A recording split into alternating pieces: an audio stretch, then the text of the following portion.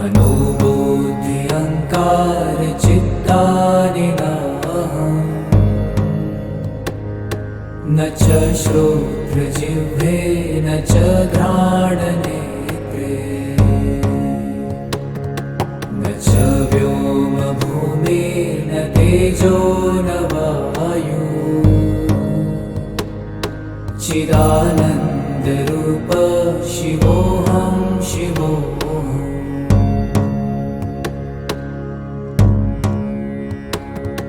न च प्राणसंज्ञो न वै पञ्चवायु न वा सप्तधातु न वा पञ्चकोश न वा पाणिपादं न चोपस्थपायु चिदानन्दरूप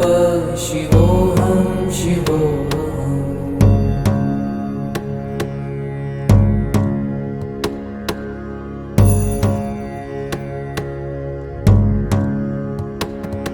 न मे द्वेषरागौ न मे लोभमोहौ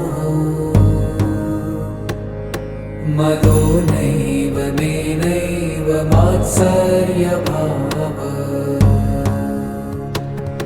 न धर्मो न चार्थो न कामो न मोक्षः चिदानन्दरूप शिवोऽहं शिवोऽहम्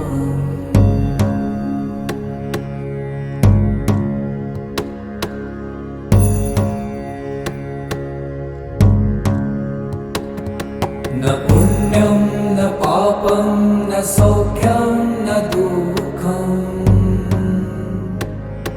न मन्त्रो न तीर्थं न वेदा न यज्ञा अहं भोजनं नैव भोजं न भोक्ता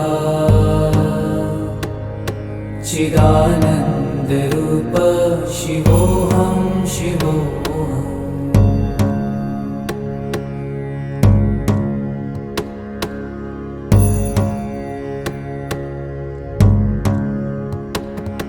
न मृत्युर्न शङ्का न मे जातिभेद पिता नैव मे नैव माता न जन्म न बन्धुर्न मित्रं गुरुर्नैव शिष्यम् चिदानन्दरूप शिवोऽहं शिवोऽहम्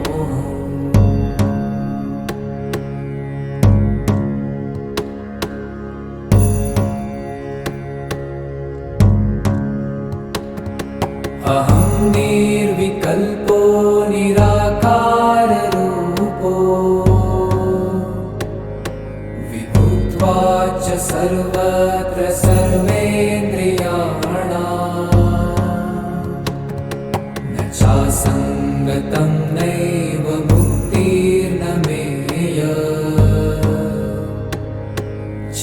चिदानन्दरूप शिवो